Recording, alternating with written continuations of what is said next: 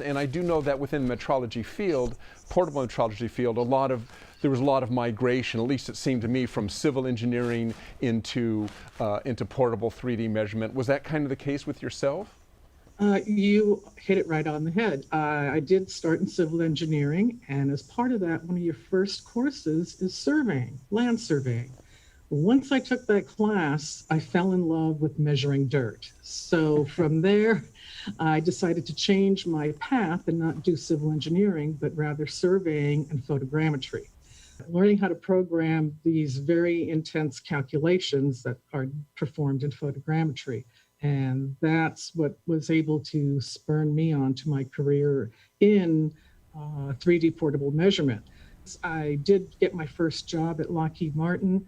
I really liked working on the floor. I liked doing the measurements, working with the tool makers or the inspectors on the floor to get these measurements done.